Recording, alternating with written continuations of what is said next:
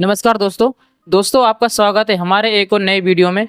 दोस्तों अगर आप भी एक सीएसपी संचालक है, आप सीएसपी पॉइंट चलाते हैं या एक एपीएस सेंटर चलाते हैं तो दोस्तों ये वीडियो आपके लिए देखना बहुत ज़्यादा काफ़ी जरूरी है, क्योंकि दोस्तों आप खुद जानते हैं कि अभी हम जो कि सेंट्रल बैंक ऑफ इंडिया का, मध्यांचल ग्रामीण बैंक का और बैंक ऑफ बड़ौदा का पैसा नहीं निकासी कर पा रहे हैं। लेकिन दोस्तों आज की इस वीडियो में आपको बताऊंगा आप बैंक ऑफ बड़ौदा का, सेंट्रल बैंक ऑफ इंडिया का और ग्रामीण बैंक का पैसा किस प्रकार से निकाल सकते हैं।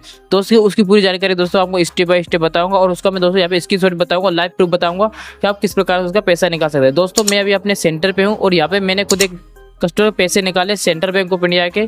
दोस्तों उसके पैसे निकल लगाए और दोस्तों ये बहुत अच्छी बात है कि फाइनली उसका जो कि सेंट्रल बैंक ऑफ इंडिया का एपीएस सिस्टम चालू हो चुका है। तो दोस्तों हम सभी के लिए बहुत अच्छी बात है, क्योंकि ये भी एक एपीएस सिस्टम भी बहुत दिनों से बंद पड़ा हुआ था, बहुत दिनों से जो कि डिसेबल हो रहा था। लेकिन दोस्तों आज ही मैंने देखा, तभी मैंने सोचा क्यों ना अपने जो कि सब्सक्राइबर भाई है उनको बता देना चाहिए। क्योंकि दोस्तों आप खुद सब जानते हैं कि हमारा सेंट्रल बैंक ऑफ इंडिया का जो कि निकासी नहीं कर पा रहे थे। तो दोस्तों आपके पास कोई भी कस्टमर आ रहा होगा तो बिना चेक करे आप उनको भगा रहे होंगे। लेकिन दोस्तों अभी एक नया अपडेट निकल के आया है जिसमें हम सेंट्रल बैंक ऑफ इंडिया का पैसा निकाल सकते हैं, उसका एपीएस सिस्टम चालू हो चुका है। दोस्तों सेंट्रल बैंक ऑफ इंडिया का, मध्यांचल ग्रामीण बैंक का और बड़ौदा बैंक का दोस्तों आपको मैं इसमें लाइव प्रूफ बताऊंगा, यहाँ पे स्क्रीनशॉट भी लगा दूंगा कि मैंने किस प्रकार से अपने पैसे निकासी किए। तो दोस्तों सबसे पहले बता दूं आपको कि हम मध्यांचल ग्रामीण बैंक का दोस्तों कोई सी भी डिवाइस से पेट्रोल कर सकते हैं, जैसे मोरफो, स्टैटिक, सब कुछ कोई सी निकासी कर सकते हैं। लेकिन दोस्तों उसमें क्या हम बैलेंस निकासी करने के साथ दोस्तों हम उसका बैलेंस इंक्वायरी नहीं कर सकते, हम उसका ग्रामीण बैंक का बैलेंस चेक नहीं कर सकते, डायरेक्टली उसका पैसा निकासी कर सकते हैं और दोस्तों उसका पैसा निकासी हो जाएगा। लेकिन दोस्तों इसके माध्यम से और बीमादार पे के माध्यम से आप महीने का 40,000 निकासी कर सकते हो मध्यांचल ग्रामीण बैंक से। तो दोस्तों ये आपको पता होना चाहिए, क्योंकि अभी एनपीसीआई का नया अपडेट आया था जिसमें सभी बैंकों की लिमिट कम कर दी गई है। दोस्तों अगर आपके पास कोई मध्यांचल ग्रामीण बैंक का पैसा निकालने के लिए कोई कस्टमर आए तो आप कस्टमर को बिना बैलेंस चेक करे उसका पैसे निकासी कर सकते हो। उसके बाद उसके अकाउंट में कितना बैलेंस होता है वो आप उसको बता सकते हो। तो दोस्तों दूसरा बता दूं मैं आपको बैंक ऑफ बड़ौदा का।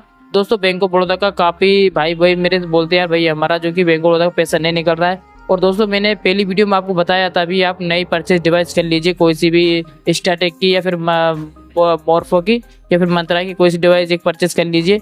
लेकिन करने के बाद दोस्तों उन्हें किए और उन्होंने ट्रांसफर किया भी और वो एक दो बार काम करती है, ऑटोमेटिकली फिर बंद हो जाते। तो आप गलतियां कर देते हैं, इसलिए वो आपकी डिवाइस बंद हो जाती है। आपको क्या करना है दोस्तों, जब भी आप डिवाइस परचेस कर लेते हो, परचेस करने के बाद दोस्तों आपको जिस आईडी में आपको रजिस्टर किया है उसी आईडी में आपको बैंक ऑफ बड़ौदा का पैसा निकालना है। और दोस्तों उस डिवाइस से आपको कस्टमर के बैंक ऑफ बड़ौदा के पैसा निकालना है। अदर बैंक के कस्टमर का बैलेंस भी चेक नहीं करना है और पैसे भी नहीं निकालना है। अगर दोस्तों आप किसी भी कस्टमर के, अदर कस्टमर के बैंक के, जैसे कोई अलग बैंक हुई उसका बैलेंस चेक करोगे, निकासी करोगे तो दोस्तों आपकी डिवाइस वापस से ब्लॉक हो जाएगी। फिर आपको वापस से जो कि वो एरर लग जाएगा, जो कि उसमें सस्पेंड प्रोड का और 30 मिनट बाद आता है, वो जो कि आपको वापस आने लग जाएगा। तो आपको नई परचेस डिवाइस करना है, कोई सी भी कंपनी का परचेस कर लेना है। दोस्तों अभी फिलहाल में अभी ट्रेंड चल रहा है हमारा मंत्रा डिवाइस का, L1 डिवाइस का। तो आप L1 डिवाइस परचेस कर लीजिए। वो तो आपको खरीदना है, चाहे अभी खरीदना है चाहे पीछे खरीदना है, तो आप फिलहाल में अपना एक L1 डिवाइस खरीद लीजिए, जो कि 3293 में आपको आ जाएगा। अभी रेट भी कम हो चुका है, तो यहाँ पे इसके साथ लगा दूंगा, जो कि मैंने अभी देखा था अपना अमेजोन पे, फ्लिपकार्ट पे, तो वहाँ पे रेट कम थी, तो मैं यहाँ से आप परचेस कर सकते हैं।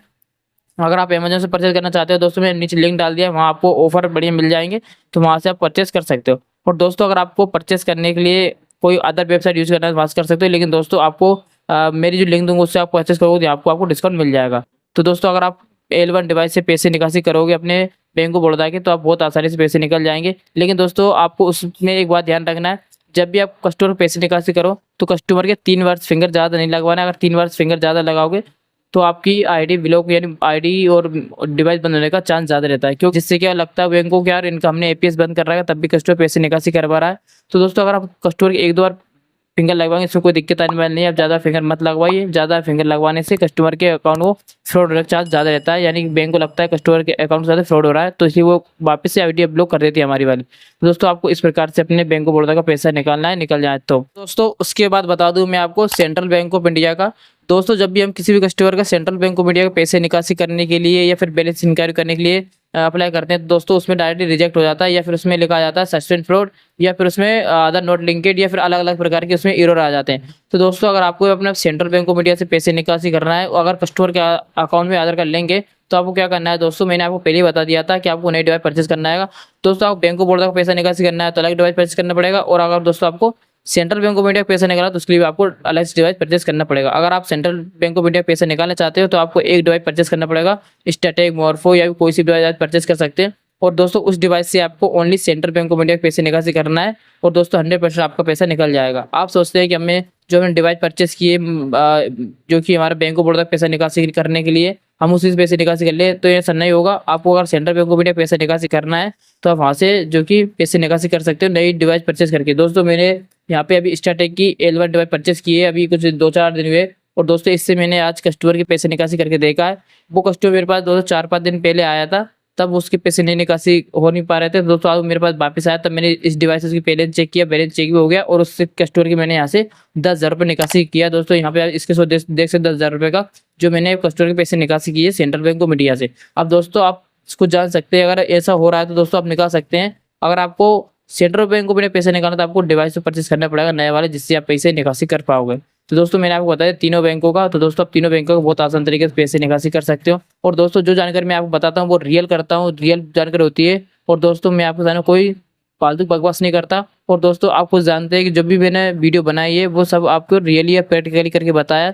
मैं उस चीज़ को प्रैक्टिकल कर लेता हूँ, उसके बाद मैं आपके सामने शेयर करता हूँ। मैं नहीं चाहता कि जो ऑडियो मुझे देख रही है, जो मुझे इतना ज़्यादा सपोर्ट करती है, जिन्होंने मुझे मेरे चैनल को सब्सक्राइब कर रखा है और जो रेगुलर मेरी वीडियो देखती है, उनको मैं गलत जानकारी दूँ, ऐसा मैं नहीं चाहता हूँ।